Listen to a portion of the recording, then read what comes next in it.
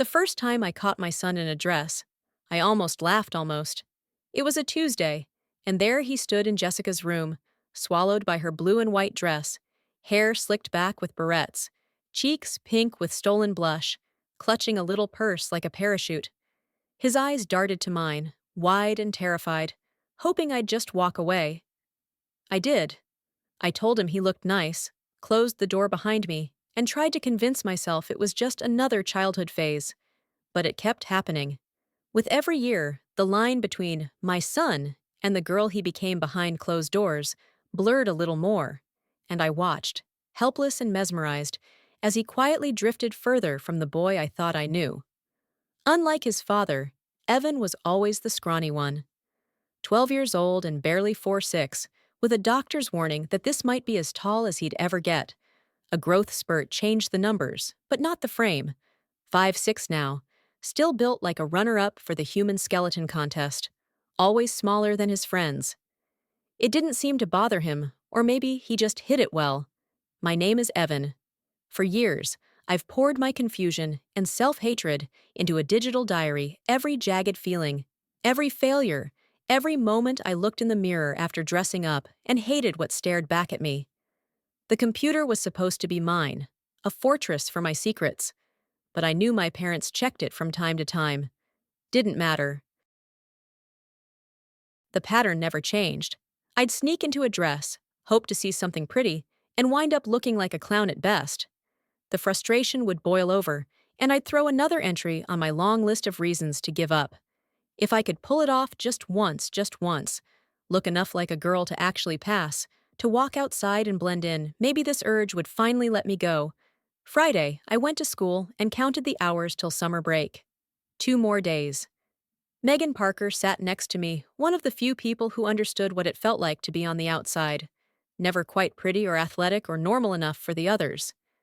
We'd known each other since forever, clinging to each other because no one else would. Megan wasn't ugly, not really, but when she got tired, her eyes crossed just enough to make her self-conscious. Same height, same build, just with curves I definitely lacked.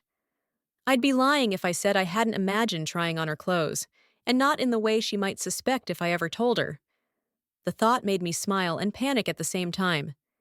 If I ever told Megan I wanted to get into her panties, she'd probably faint. She'd never guess I meant it literally. "I'm getting my eyes fixed this summer, Evan. Surgery, finally," she said, voice bright. "That's awesome, Megan. Hope it goes great." "What about you? Got any plans?" "Not really. Maybe flipping burgers at Burger Town. Bumming around, you know." After school, we walked home together, just like always, and I finished the last stretch alone. The house felt emptier than usual. Dad was gone, Jessica off with the Navy, just me and Mom left to fill the space with echoes. I headed for my room, thinking I'd change and zone out on my computer, only to find Mom sitting there, my diary wide open in her hands. The door barely creaked, but she looked up right away. "This is very interesting, Evan. Why didn't you tell me?" I just stared at my shoes, numb. She motioned for me to sit, her expression unreadable. "I wasn't snooping, Evan. I was using the computer, found this file by accident. I had no idea.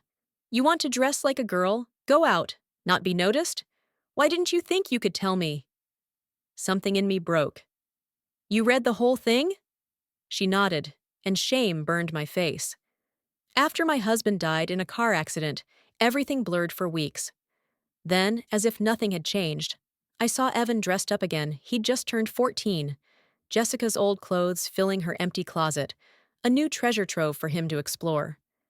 This time, he wore a simple shift. Pantyhose, flats, hair pulled back, just a touch of lipstick. He froze when I walked in, caught between fear and hope. I said nothing. The truth was painfully clear. Evan needed this, maybe more than he understood. I'd read enough, seen enough to know he wasn't going to stop, not for me, not for anyone. My choice was simple: help him or leave him to fight his battles alone. When our eyes met, I knew with the right help, my son could be breathtaking. I never pictured myself as the mother of a son who wanted to be a girl, But reality isn't much for polite invitations. All I could do was face it. Evan froze when I entered, eyes full of dread, waiting for my verdict. I motioned for him to sit at the vanity. His hair, straight as rain, hung unevenly past his shoulders. I took out the ponytail, spritzed it, and plugged in the curling iron, combing through the knots while the metal heated. Snip by snip, I trimmed the ends, coaxed a gentle curl under, parted it down the middle, tidied his bangs above his eyebrows, and used clips to pull back the sides. The dress hung flat at the chest, no bra, of course. 14-year-old girls usually have at least a hint of shape, so I found one of Jessica's old bras, stuffed the cups with nylons, fastened it around him, and watched him slip the dress back on. He was silent through it all, but the growing smile on his face told me everything. "Stand here. Look in the mirror." He obeyed, glancing at his reflection as I draped a gold necklace over his neck and clipped on a pair of earrings. Hands folded, knees and heels pressed together, he looked like a nervous debutante. His legs, long, slim, were surprisingly striking under the short hemline. Finally, he turned, the unspoken question clear in his eyes. I took his hand and led him outside to the patio, under the umbrella's shade. He hesitated at the door, nerves plain as day, but a gentle tug coaxed him out. There we sat, me, barely breathing, and Evan, transformed. The more I looked, the more impossible it felt to turn away. The blue of his eyes, framed with impossibly long lashes, those full lips glowing with a hint of red, the natural auburn hair softly curled in a pageboy that hovered above his shoulders. A sleeveless blue dress, simple and elegant, did nothing to distract from his delicate face. He was silent but radiated a femininity that would have fooled anyone. A breeze stirred his hair, and I finally accepted it didn't matter whether I liked this or not. What mattered was keeping him safe. Alone, he'd be lost, maybe even hurt. I had to help him, no matter what. "We're in this together, Evan. If you want to dress as a girl, we'll do it my way. But first, I want to know who you are. Who is this new daughter of mine? What do you like? Who do you want to become?" He fidgeted, silent, gathering his courage. Then, in a single breath, "I used the name Ava." Head down, but when he looked up again, there was a spark of resolve. "I want to be a girl, Mom. I always have. Now that Jessica's gone, I thought maybe you wanted to use her clothes?" "Yes." "Do you want to be like Jessica?" He shook his head. "No?" "More like Megan, I guess." Megan, the girl from down the street, was pretty and kind, always polite, with deep brown eyes and sandy blonde hair. She and Evan had played dress-up as kids. I wondered if she knew about Ava, then dismissed it. Of course she didn't. He finally confessed he loved everything about being dressed as a girl. He didn't want to stop. So I suggested we go shopping together, panties, bras, better makeup, maybe even shoes. He claimed he wanted to be like Megan, but as soon as I brought up leaving the house, panic took over. "You can't hide inside forever, Ava. You need to experience the world as a girl. I'll be with you every step." He tried to refuse, but I was already packing an old shoulder bag with a wallet and his lipstick. When I handed him the bag, he stood frozen, nerves jittery. "Ready?" Still trembling, he took my hand and we headed to the car. At the mall, something shifted. Stepping from the car, Ava seemed to shed her fear. Now, I realized, it was the neighbors she dreaded, not strangers. "You okay, Ava?" "I'm fine, Mom." She squared her shoulders, and in we went. Ava had no clue what she really needed. She just wanted it all. But the budget was the budget. We stuck to basics: panties, 2 bras, a couple pairs of shoes, and makeup that finally matched her complexion. As we passed a men's novelty shop, something caught my eye, a display of small breast forms, nestled in the window, quietly promising another step forward. "You can use those, Ava. Let's get you a pair." Her face lit up, excitement flickering, quickly chased by a flicker of fear. I squeezed her hand, led her into the shop, and asked for size A breast forms. In the fitting room, I replaced the makeshift padding in her bra. With the new forms instantly, her posture shifted, back straightening, a genuine smile spreading across her face. Every step now, the subtle bounce of her new chest added a spring to her walk. The transformation was more than physical. She moved with a feminine ease that surprised even her, a little more relaxed, a little more herself. For the first time, it felt like just another mother-daughter day at the mall. As we wandered, some of Ava's friends drifted by. None looked at her twice, just another girl with her mom, except for Megan. She appeared suddenly outside Joe's, grinning, bright-eyed. "Hi! Haven't seen you in forever!" To my surprise, Ava smiled right back and hugged her. "You've grown up," Megan said. "Megan, this is Ava," I explained. "We were about to grab lunch. Want to join?" She nodded, so the three of us ducked into a corner cafe. "You're even prettier than last time I saw you, Ava," Megan teased. "I try," Ava replied, feigning calm, but I could see the nerves catching up. After lunch, we said our goodbyes and headed home. I didn't push Ava to change or to talk. If she wanted to, she would. I let her have that space. Sitting alone at the kitchen table, I let the reality sink in. Family, neighbors, so many people who might not understand. Or worse. I could forbid Ava from dressing up, but she'd just do it in secret and wall herself off. If I helped, guided her even a little, maybe she'd grow up with less fear. It wasn't really a choice anymore. Sure, I'd have to set limits eventually, but not now. Later, Megan came by again, and I watched the girls talk quietly out on the patio. They seemed so natural, two girls on the edge of adolescence, giggling, leaning close, sharing secrets. I'd seen Jessica and her friends in that exact spot, in that same easy rhythm. The sight gave me chills, not from fear, but from the strangeness of seeing my son step so seamlessly into this new self. I'd bought Ava panties, bras, make up a small act, but the only way I could say, "I see you, I'm trying." Megan left after a while. Ava helped me with dinner, awkward in her movements, still figuring out what felt natural, but determined to do her best. I didn't pry about her conversation with Megan. She'd open up if and when she was ready. That night, when Ava was asleep, I found myself reading her diary. Every page crackled with pain and longing, the desperate hope for understanding, the terror that I might stop loving her if I knew the truth. My heart clenched as I read. Her suffering was real, deep, impossible to ignore. Evan, for all the confusion inside, was still my bright, polite, responsible kid. Always helping without complaint, always keeping up his grades, holding himself together despite the inner storm. I realized I needed to learn more about children like him. One thing was clear. He didn't look nearly as awkward as he thought. The next morning, he showed up for breakfast in shorts and a pink top, hair in a ponytail, lips barely tinted with pink. At a glance, he passed for a girl soft, ambiguous. Only the lack of a bra and the subtle way he carried himself gave anything away. We spent the day cleaning, folding laundry, living in the ordinary, and he seemed entirely unbothered by me seeing him this way. A tiny step, but for him, monumental. I let him be, kept my distance, watched quietly.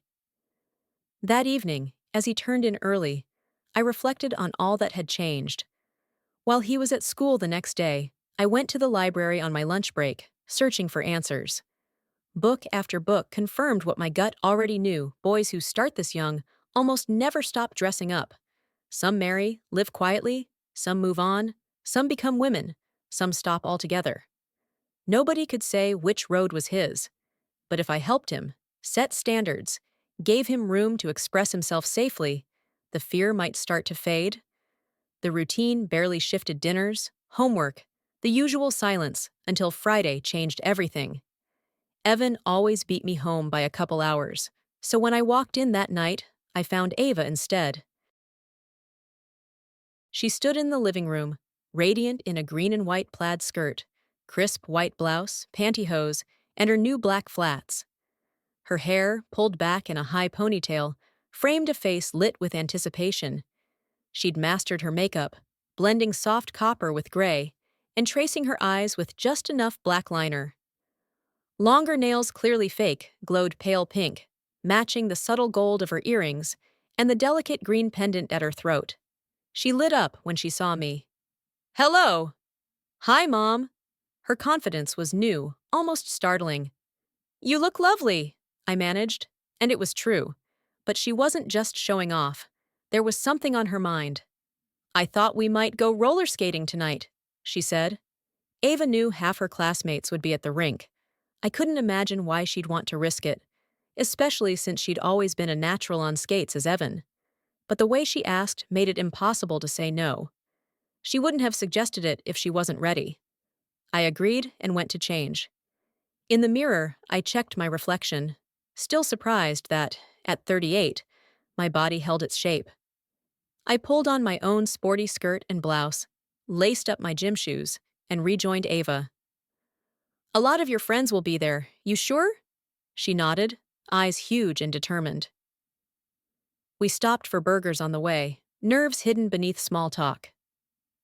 "Megan will be there?" I asked, hoping Ava had covered her bases. "She said she'd come after dinner," Ava replied, smiling as if she'd been waiting for this moment forever. "It'll be okay, Mom. Really." At the rink, Ava wasted no time. Her skates were the only giveaway black, standard boys issue, so she slipped off to the pro shop and reappeared with green skate covers.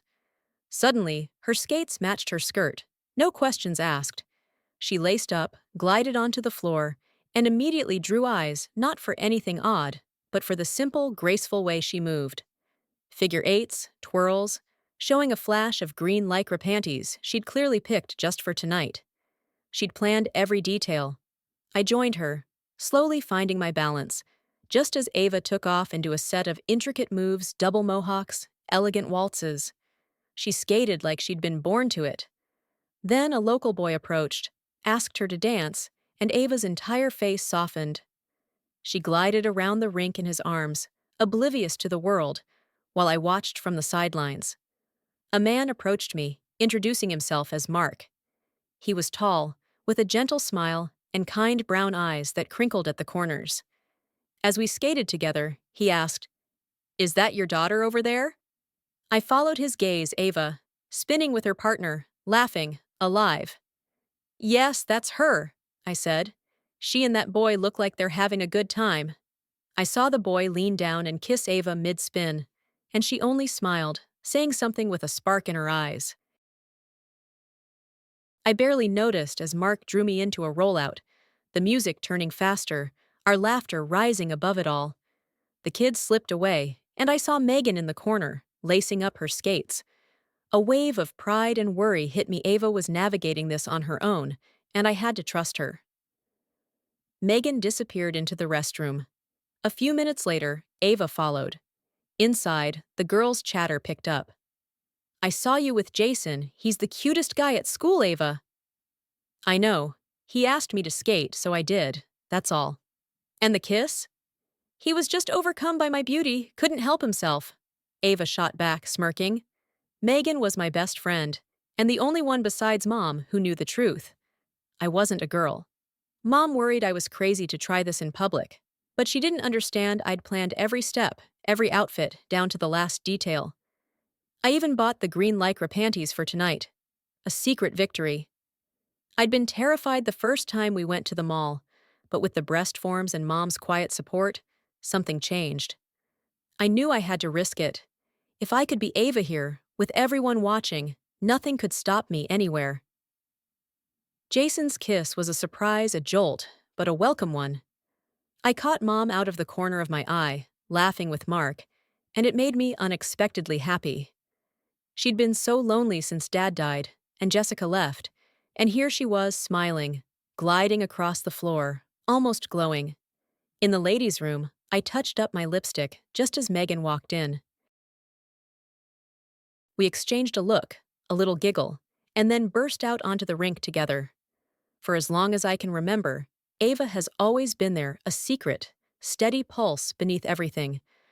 Dressing as a girl wasn't some strange compulsion. It was relief, calm, rightness. I needed the full effect, every detail. The skirt, the makeup, the little secrets like Megan's.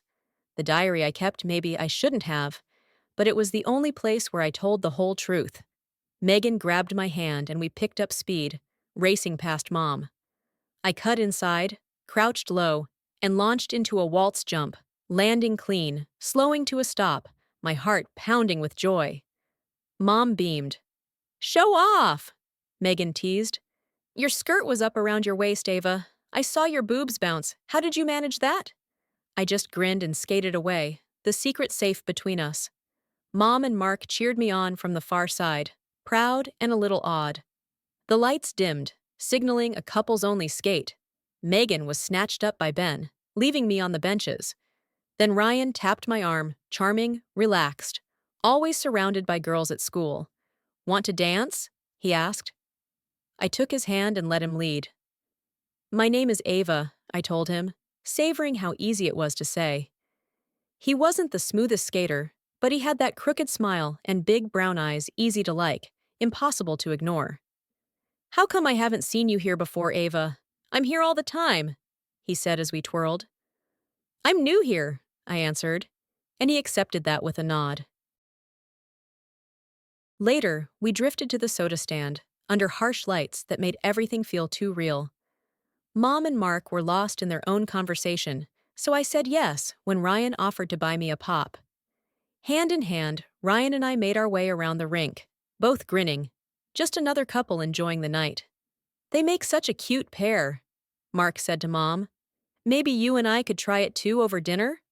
Mom was caught off guard, but said yes before she could stop herself, a little breathless at the idea of dating again.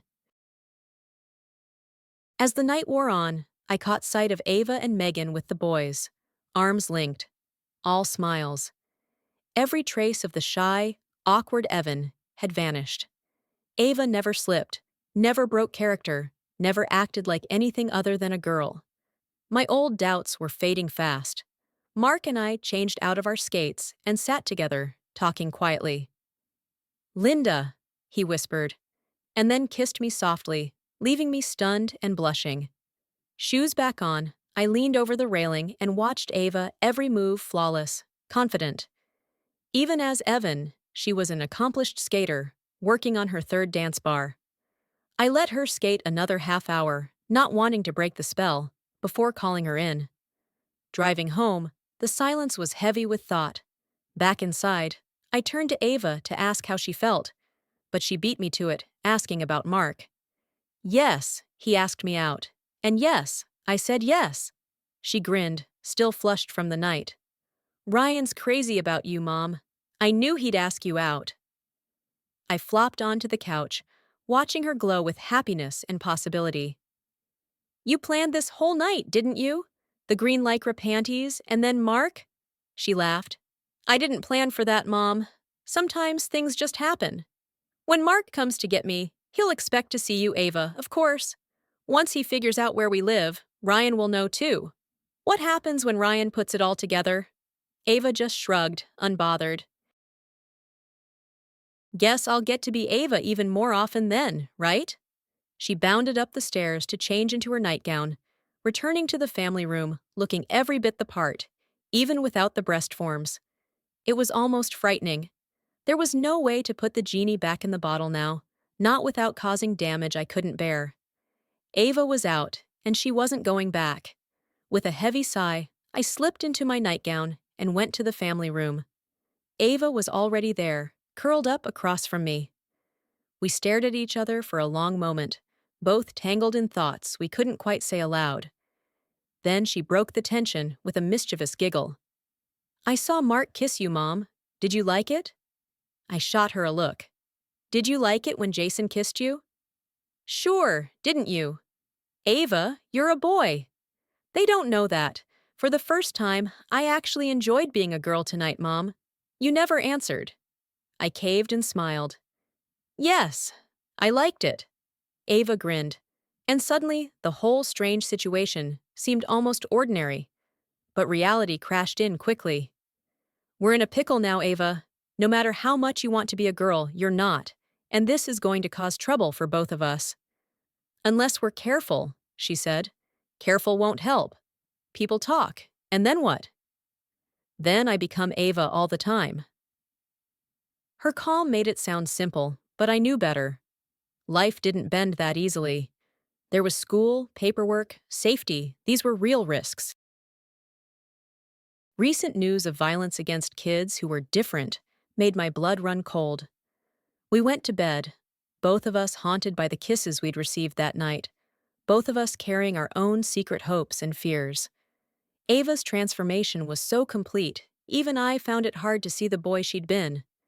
The speed of it unsettled us both. Lying in bed, I tried to think of a solution, knowing deep down there wasn't an easy one. Avoiding Mark would only delay the inevitable. Saturday brought a jolt. Ava strolled into the kitchen, looking like she'd stepped out of a teen fashion ad. She'd patted her hips somehow, smoothed away any sign of being a boy, and squeezed into Jessica's old hot pants and a cropped top that showed her navel.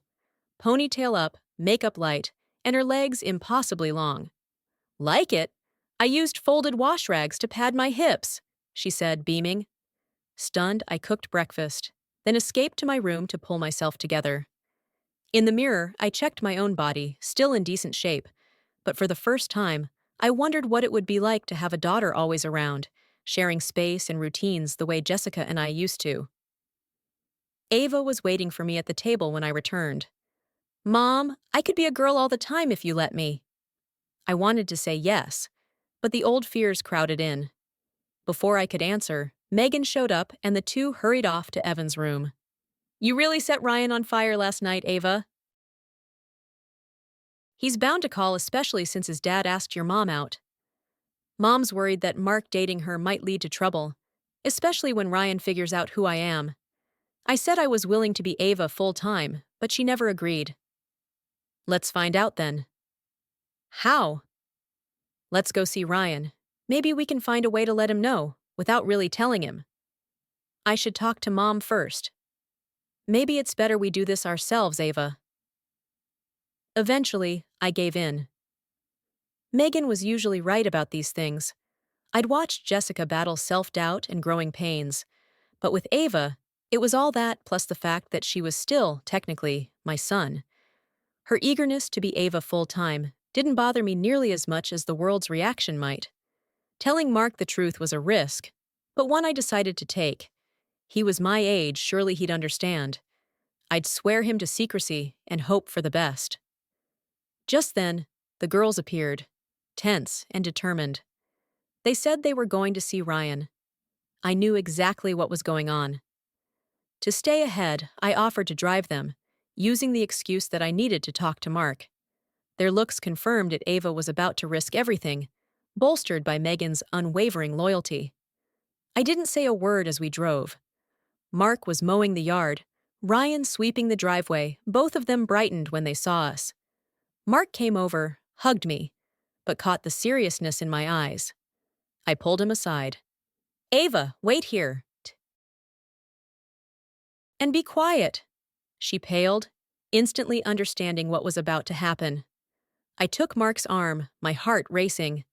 Mark, there's something you need to know about Ava and me. His face darkened with concern. I pushed the words out. Ava isn't my daughter. He shrugged, not seeing the problem. She's my son. She struggled with this for years, and now that she's coming out, I needed you to know before anything got complicated, especially with Ryan and Ava hitting it off. I pleaded with him to keep our secret. Mark looked at Ava, seeing not a hint of boy left, then burst out laughing and hugged me tight. Linda, I get it. Ryan's Aunt Sarah, my ex-wife's sister, used to be a boy. All through school, she played dress-up, even convinced a friend to take her to prom. She transitioned later, and now she's just Sarah. His understanding gave me hope. Would she talk to Ava? Help her figure some of this out? I'll call her right now, he promised. I went to Ava, told her what was happening, and asked her not to tell Ryan, at least not yet. She agreed, relief washing over her. Mark called Sarah, and by mid-afternoon she was at our house. Tall, elegant, with effortless style, Sarah looked nothing like the stereotype Ava might have expected. I introduced them and sat back, watching as Sarah wasted no time. A boy who wants to be a girl, who could imagine? Ava fidgeted, but Sarah went on, gentle but blunt. I used to be a boy too, Ava. I know how you feel, wanting to live as a girl all the time, but it's not easy. Kids will find out, and you have to protect yourself. But you have something I didn't, your mother is on your side. If you're careful, you can be Ava on weekends, holidays, then, after graduation, maybe leave as a woman full-time. But right now, doing it all the time could be dangerous. Ava protested she believed she could manage. How, Ava? What happens if a boyfriend gets involved? The thought of Ryan hit hard. Tears welled in Ava's eyes, and Sarah, seeing the moment, pulled her close. I was you once. I thought I could get away with it, but people always knew. When they did, I was left with just one true friend. It's hard to wait, but you can get through this, and it won't be forever. Ava sobbed, Sarah holding her and rocking gently, her own eyes wet.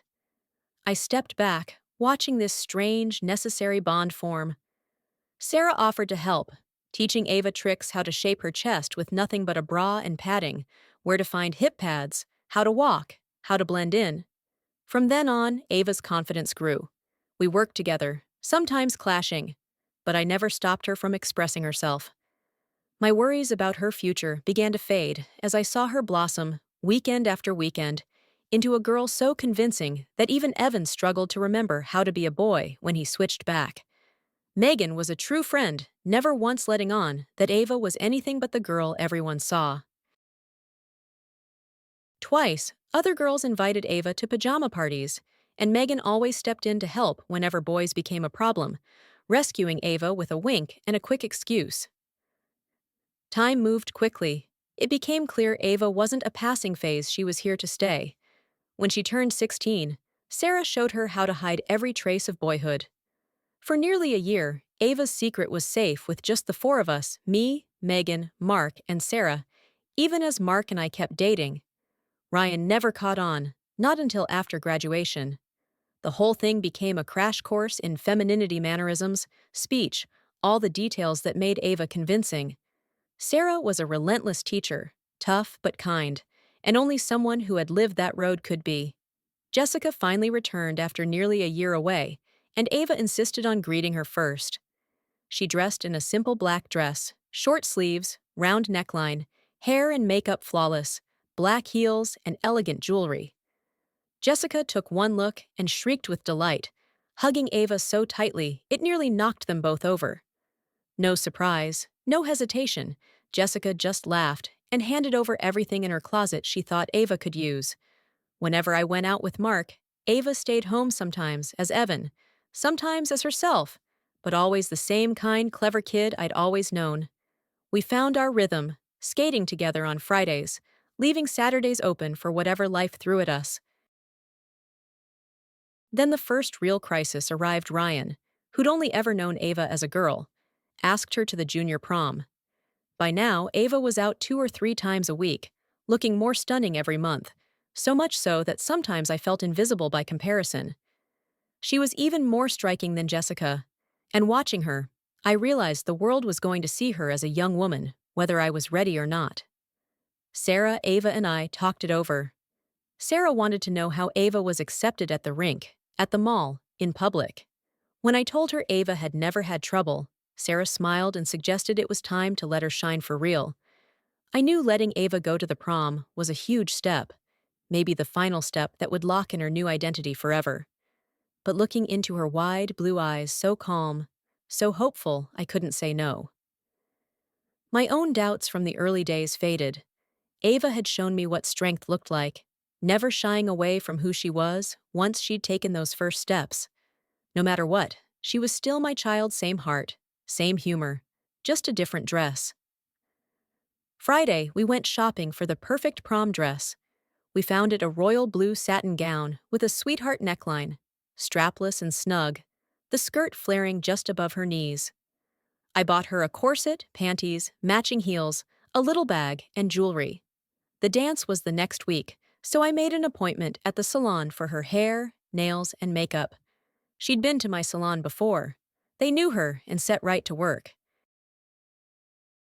This time, she surprised me choosing a chic Dutch boy cut, the ends curled under, fluffy on top, with side-swept bangs. Her makeup was flawless, nails a silvery pink. At home, I let Ava get dressed on her own, stepping in only to help with the corset. As I pulled it tight, I was stunned by how much breast she'd managed, but Ava just smiled and adjusted herself in the bra, never missing a beat. I zipped her into the dress, helped with her hose and garters, watched her add lipstick and perfume, then earrings and a necklace. When she stepped back, there was no trace of the shy boy I'd once known, just a dazzling young woman. Standing next to Ryan for pictures, she glowed. Only a fool wouldn't notice.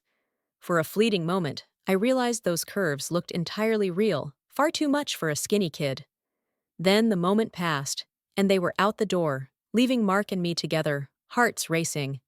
That dress, that night, it was everything Ava ever dreamed, and more than I'd ever imagined. The only time I ever really worried was when Mom glanced at my chest, the way my breasts filled out my bra. Hiding them had become a full-time job, my hips rounder, my jeans tighter, and even some guys at school had started teasing me. I ignored it, pushed on. With my hair short, hardly anyone recognized me, and with my chest pushed up so high, no one even questioned it. Megan looked radiant in a red sheath dress at prom, but that night belonged to me. Ryan stayed by my side, introducing me to kids I'd known forever, some of the same boys who once teased Evan, now flirting shamelessly with Ava. On the way home, Ryan pulled the car over, kissed me with hesitant, eager hands. It was new and thrilling, and when we finally got home, I dashed inside, not wanting to let go of that feeling or to switch back into Evan for another year. Mom met me in the hallway, gently shooing Mark aside so she could help me undress. She saw the tears in my eyes and understood. She unzipped my dress, unlaced the corset, and when the last layers fell away, she finally saw my small, very real breasts. She said nothing. I cleaned up and went to bed. The next morning, Mark had left by the time I wandered into the kitchen. Mom was waiting, ready for answers. We talked about the prom, the friends, the compliments, but she soon cut to the chase. How long had I been developing, and how? I hesitated, then confessed. I took some of your pills. She pressed for details. A year, 4 a week. She demanded to see for herself. In my room, I showed her everything, my almost perfect figure, rounded hips, a small chest, smooth skin everywhere, and almost nothing left of my boyhood. She just sat, stunned. Then, with resignation, she told me to get dressed and meet her in the kitchen. When I came out short skirt, tight tee, gym shoes, she just shook her head and let it go. She let me keep taking the pills. My senior year was hard. Every morning strapping my chest down, hiding my shape in baggy clothes, but I never complained. Ryan and I dated for a while, but it fizzled, while Mom and Mark started talking marriage. Megan found a boy she thought perfect for me, and he took me to the senior prom where I showed off my new confidence in a daring dress. In every way but one, I was now a woman. 2 days before graduation, I told Mom I was done hiding. She asked what I planned. I explained, and after thinking it over, she agreed. I planned every detail. The dress, a sleeveless summer sheath, white jacket, long shapely legs, red-tipped nails, hair and makeup flawless, necklace shining at my throat. Just a hint of cleavage. When I walked into the kitchen that morning, Mom just smiled and hugged me tight. "Thank you," I whispered. At graduation, Evan Brooks was called, but it was Ava who walked on stage. The principal nearly dropped my diploma, confused by the unfamiliar face, but I smiled and kept moving. The buzz in the auditorium was instant whispers, fingers pointed, but I felt nothing but relief. Mom met me outside, beaming. We left the crowd for a quiet dinner with Mark and Ryan, ready to announce the wedding. Ryan was fuming, barely able to look away from me, piecing together the whole truth his father had just revealed, including Aunt Sarah's story. I let him stew for a moment, then took him outside, where I told him everything, quietly and finely. Mark and Mom married, Ryan enlisted in the Marines, and I changed my name, starting college as myself at last. Now, none of us worry so much. I have two beautiful daughters and a son, and this is how our new life truly began.